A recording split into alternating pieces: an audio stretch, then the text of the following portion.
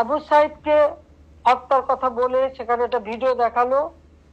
হ্যাঁ, খুব স্বাভাবিক, এটা মানুষের সেন্টিমেন্টে লেগেছে যে তাকে পুলিশ গুলি করে মেরেছে। এখানে আমার প্রশ্নটা হচ্ছে, তাকে যদি পুলিশ গুলি করে থাকে, তো গুলি খাওয়া একটা লোক এরা টেনে নিয়ে গেল, এখানে কিন্তু কোনো রক্তের চিহ্ন দেখা যায়নি। দ্বিতীয় কথা হচ্ছে যে তার সঙ্গী সাথীরা যে তাকে টেনে নিয়ে গেল, কোথায় নিয়ে গেল? যার গুলি লাগবে তাকে তো সাথে সাথে হাসপাতালে নেওয়ার কথা। হাসপাতালে নেবে, অপারেশন করবে, বুলেট বের করবে, তাকে বাঁচাবার চেষ্টা করবে।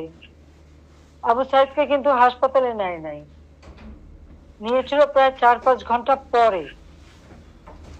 4-5 ঘন্টা পরে হাসপাতালে নেওয়ার পর ডাক্তাররা যখন চিকিৎসা করে তখন সে মৃত্যুবরণ করে। তার মাথায় আর একটা ভিডিওতে দেখা গেছে তার মাথা, ওরা যখন পুলিশকে ঢিল মারছে, সেও পুলিশকে মারতে মারতে এগিয়ে যাচ্ছে, তার মাথায় একটা ঢিল এসে পড়ে, সে মাথায় হাত দেয়। তাহলে প্রশ্ন যে এই একটা সেন্টিমেন্ট তুলে তারা যে এতগুলি জীবন নিয়ে খেললো,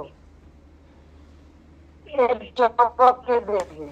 আমরা যে জুডিশিয়াল কমিটি করে দিলাম এই হত্যা তদন্ত করতে, আজকে